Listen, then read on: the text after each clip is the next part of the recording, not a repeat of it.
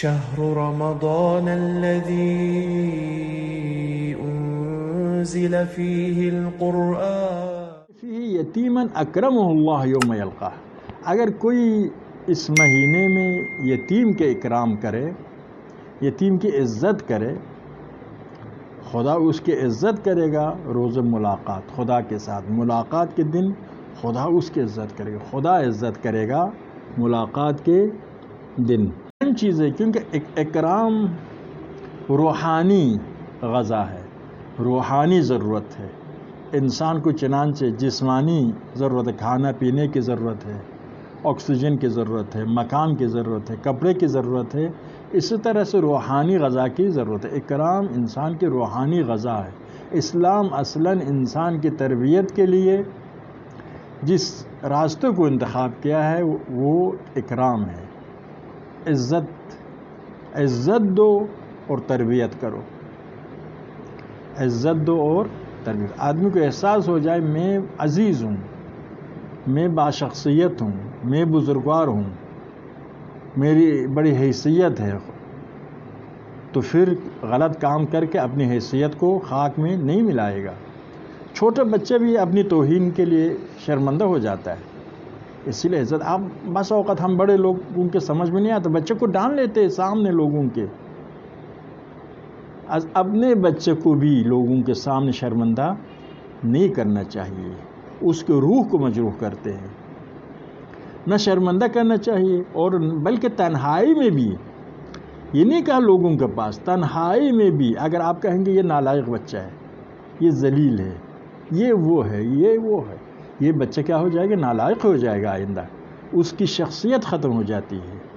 جسمانی لحاظ سے ہو سکتا ہے موٹا ہو، روحانی لحاظ سے کیا ہے؟ بالکل بیمار ہی ہے، بیمار ہی رہتا ہے. اہم چیز یہ کہ گھر والوں کے تربیت کرنے والوں کی کہ بچوں کو عزت دے دے، شخصیت دے دے، ان کو یہ احساس دلائے کہ آپ بڑے ہیں، آپ عظیم بن سکتے ہیں، آپ کے آس پاس لیاقت بہت ہے، صلاحیت بہت ہے. اب یہ اگر مشکلات ہے تو ان مشکلات کے ساتھ مقابلہ کر کے ترقی کر سکتے. خلاصہ ہر بچے کی اپنی خصوصیت ہے، اس کی خصوصیت کو دے کر اس کو یہ احساس دلانا ہے کہ یہ عظیم انسان بن سکتا ہے، عظیم انسان بننے کی صلاحیت اس میں ہے، صلاحیت سے کام لینا ہے تو خود بخود بنے گا. اگر کہیں گے یہ کچھ نہیں بنے گا، ہم لوگ پست قوم ہے، حقیر قوم ہے، غریب قوم ہے، اور خصوصاً یہ اس قسم کے ذلیل ہے، یہ بس بعض اوقات بچے بستر پر پیشاب کرتے ہیں، اتنے شرمندہ کرتے ہیں ان کو کہ آئندہ بھی بڑا ہونے کے بعد بھی یہ بچہ اس کی شخصیت ختم رہتی ہے. وہ میدان میں اپنے اظہار وجود نہیں کر سکتا ہے. پیشاب کرنے سے کیا ہو، یہ صحت کے لحاظ سے کیا نام ہے، کم خونی ہے وغیرہ اس قسم کی چیز تو ختم ہو جائے گا. آپ فرض کرو کالے رنگ کے اصل شہد کی مکھی، شہد اور فرض کرے کالا رنگ کے خورما، یا آج کل گولیاں دوائیاں بہت، تو تقصیر والدین کے ہے. جو بچے کو اگر ایسا مسئلہ ہے اس کو حل کرنے کے بجائے اس کو شرمندہ کرنا، شرمندگی کے نتیجے میں یہ بچہ احساس کمتری میں مبتلا ہو جانا. بس احساس کمتری میں مبتلا ہونے کی وجہ صرف والدین نہیں، گھر کے سارے افراد نہیں، پورا محلہ کے افراد اس کو ذلیل کرتے ہیں. اصل عیب سب میں ہے. بچے سے بھی کہو بھائی یہ عیب سب میں عیب ہے، صرف آپ میں نہیں، ہم سب میں عیب ہے. ہمارا بھی ایسا تھا، لیکن ہر ایک کو عیب دوسرے سے ہو سکتا ہے مختلف ہو، ایک جیسا نہ ہو، حل کر سکتے. خلاصہ عزت کا خیال کرنا، اس کے روح کو مجروح نہیں کرنا، روح کے غذا فراہم کرنا ہے. متکبر نہیں بنانا ہے، باعزت بنانا ہے. یعنی اس کو احساس دلانا تمہارے پاس توانائی ہے، صلاحیت ہے، لیاقت ہے، ترقی کر سکتے ہو. متکبر کون بنتا ہے؟ دوسروں کو تحقیر کرتا ہے، وہ کچھ نہیں ہے تم ہو. نہیں، یہ نہ کہو وہ کچھ نہیں ہے، اس کی صلاحیتوں کو ابھارو. وَمَنْ وَصَلَ فِيهِ رَحِمَهُ وَصَلَهُ اللَّهُ بِرَحْمَتِهِ يَوْمَ يَلْقَاهُ. اب صلہ رحم بہت اہم چیز عرض کیا. اسلام نے چاہا ہے گھر کے اکائی، سب سے چھوٹا اکائی ہے گھر، اس میں گھر والے ذمہ داری اٹھائیں گے، پھر خاندان ہے، خاندان والے ذمہ داری اٹھائیں گے، پھر قوم قبیلہ ہے وہ ذمہ داری اٹھائیں گے، پھر شہر والے وہ ذمہ داری اٹھائیں گے، اور پھر ملک والے وہ ذمہ داری اٹھائیں گے، پھر پوری امت ہے، پوری امت ذمہ داری اٹھائیں گے۔ ایک آدمی کبھی احساس تنہائی نہ کرے، اس کے پشت پر کھڑے ہو۔ صلہ رحم یہی ہے کہ ایک آدمی احساس کرتا ہے اگر مجھے کچھ ہو جائے تو میرے پشت پر پورا میرا قوم و قبیلہ کھڑا ہے، تو اعتماد بنفس پیدا ہوتا ہے، پریشان نہیں ہوتا ہے۔ تنہائی کے احساس بہت برا احساس ہے، یہ ہونا نہیں دیتا ہے اگر صلہ رحم۔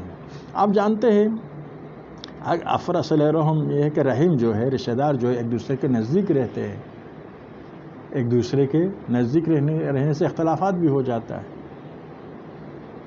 تو وہاں پر صلہ کو برقرار رکھنا بہت اہم چیز ہے، یعنی بہت مشکل چیز ہے، تو لیکن ایک دوسرے کی شدید ضرورت بھی ہے۔ اسی لیے یہی رشتہ دار جو ایک دوسرے سے ناراض ہے، ضرورت کے وقت ضرور ایک دوسرے کی مدد کرتے ہیں، لیکن کوشش کرنا چاہیے کہ ناراضگیاں زیادہ سے زیادہ کم ہو۔ اس کے اپنے اخلاقی اصول ہے۔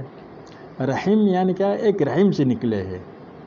آپ تھوڑا آگے بڑھتے بڑھتے جائیں گے، اوپر جا کر کیا ہے؟ ایک رحم پر ختم ہوتا ہے، اسی لیے رحم، صلہ رحم۔ تو صلہ رحم کی جو بڑی ثواب ہے، قطع رحم تو گناہ کبیرہ ہے، بالکل بائیکاٹ ہونا، اور صلہ رحم کے عظیم ثواب ہے جس کے حد و حصر نہیں ہے، اور یہ باعث بن تو عمر بھی لمبی ہو جائے۔ کیوں؟ آپ کا رابطہ کس سے؟ رشتہ داروں سے ہے، تو اگر صلہ رحم کریں گے، سب ایک دوسرے سے خوش ہو، خود بخود آپ کی عمر بڑھ جائے گی۔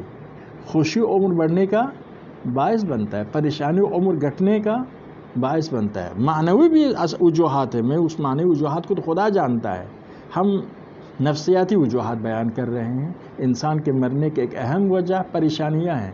جب رشتہ داروں کا رابطے صحیح ہو تو پریشانیاں سب سے کمتر ہو جائیں گی۔ وَمَنْ وَصَلَ فِيهِ رَحِمَهُ وَصَلَهُ اللَّهُ بِرَحْمَتِهِ، اگر صلہ رحم کریں گے تو خدا قیامت کے دن اپنے رحمت آپ تک پہنچائے گا۔ آپ رشتہ دار ایک دوسرے تک پہنچ جاؤ، صلہ سے ہے نا، صلہ و صلہ سے ہے، یعنی ایک دوسرے تک پہنچ جاؤ تو خدا اپنی رحمت آپ تک پہنچائے گا، آپ سے ملائے گا۔ یوم یلقا، قیامت کے دن۔ وَمَنْ قَطَعَ فِيهِ رَحِمَهُ، جس نے رمضان میں قطع رحم کیا، بائیکاٹ کر دیا عزیز اقارب سے۔ آپ جانتے ہیں روایت نے کہا کہ 30 سال عمر گھٹ سکتی ہے۔ قطع رحم کے بعد آپ تنہائی کے احساس کریں گے، سارے دنیا سے مایوس ہو جائیں گے، پھر ظاہر دوسرے اخلاقی گناہان، غیبت کرنا، تکبر کرنا، بدنام کرنا، سوء ظن کرنا، حسد کرنا، یہ سارے بھی پیدا ہوتا ہے۔ تو اگر قطع رحم کریں گے، قطع اللہ عنہ رحمتہ، خدا اپنی رحمت کو اس سے قطع کرے گا۔ آپ اپنے رحم سے ارتباط قطع کریں گے، خدا اپنے رحمت کا ارتباط، رابطہ آپ سے قطع کرے گا۔ یوم یلقا، قیامت کے دن۔